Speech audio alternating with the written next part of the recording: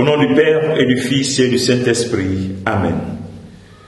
Enflamme-nous, Seigneur, de la lumière de ton Esprit Saint. Emplis nos cœurs de ton amour. Affermis toujours de ta force la faiblesse de notre corps.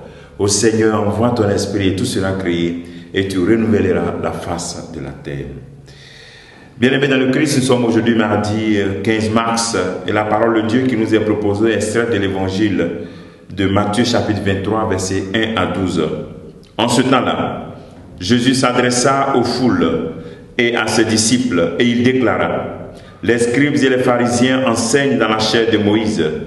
Donc tout ce qu'ils peuvent vous dire, faites-le, observez-le, mais n'agissez pas d'après leurs actes, car ils disent et ne font pas. Ils attachent de pesants fardeaux difficiles à porter, et ils en chargent les épaules en des gens.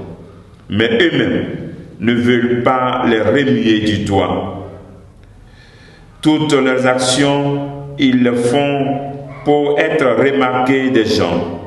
Ils élargissent leurs phylactères et rallongent leurs franges. Ils aiment les places d'honneur dans les dîners, les sièges d'honneur dans les synagogues et les salutations sur les places publiques. Ils aiment recevoir des gens le titre de rabbi. Pour vous, ne vous faites pas donner le titre de rabbi, car vous n'avez qu'un seul maître pour vous enseigner, et vous êtes tous frères.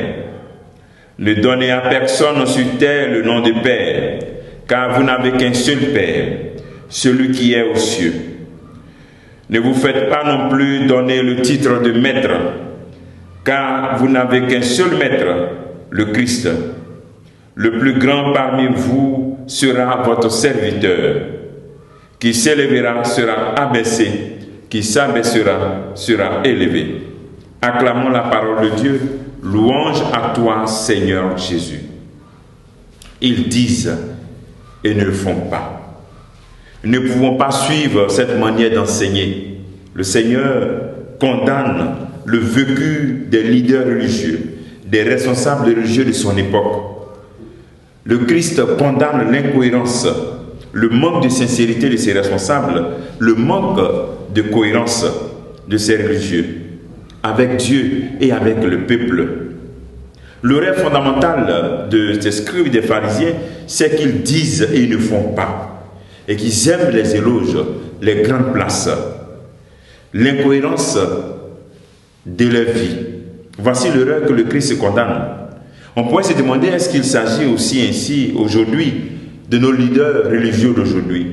Jésus s'adresse donc aujourd'hui à nous prêtres, aux évêques, à tous ceux qui occupent une responsabilité, à toi, père de famille, qui est un leader, un guide, à toi, chrétien, qui est lumière pour ceux qui sont dans l'obscurité, à rechercher vraiment la cohérence de vie, à rechercher, à faire des efforts pour qu'il y ait une cohérence entre ce que tu dis et ce que tu fais.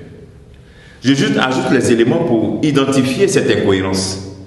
Le premier élément, c'est qu'ils connaissent bien la loi, mais ne pratiquent pas. Étudiez bien. On connaît la parole de Dieu. On sait ce que Dieu nous dit de faire, de pardonner. Mais on ne le fait pas. Deuxième, cherchez les éloges des hommes, que les gens m'apprécient, la gloriole, qu'on parle de moi. Voici une autre incohérence. Troisième, ils tiennent à ce qu'on les appelle maîtres.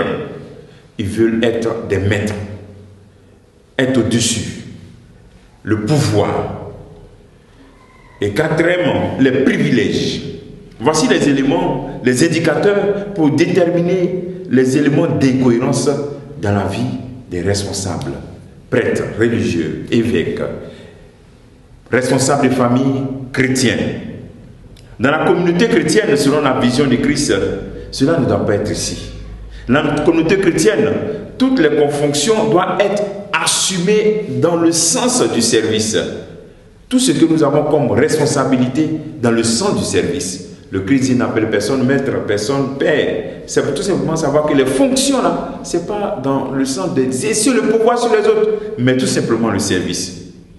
Alors, il n'interdit pas en réalité l'usage du titre maître, guide, père, parce que nous le faisons, nous avons des maîtres de conférences dans nos universités. Voilà, on peut dire ces titres, mais c'est que ces titres et ces fonctions ne doivent pas nous amener à écraser l'autre, mais surtout à les accomplir dans le sens du service, à la disposition fondamentale de Dieu. Demandons au Seigneur vraiment qu'il donne cette grâce de réaliser tout ce que nous avons comme responsabilité dans le service, dans l'abandon, en ne tombant pas dans le péché de rechercher la gloriole, l'appréciation des hommes, mais surtout que nous puissions faire des efforts pour qu'il y ait une cohérence en ce que nous entendons, ce que Dieu nous dit et ce que nous faisons. Le travail qu'on peut se faire, qu'on peut se demander, faire en ce jour, et les questions qu'on peut se poser aujourd'hui. Je vis mon autorité dans quelle perspective? Est-ce que c'est dans la perspective du service ou bien du pouvoir pour écraser les autres? Que le Seigneur te bénisse, que nous bénisse tous en ce jour. Au nom du Père et du Fils et du Saint-Esprit. Amen.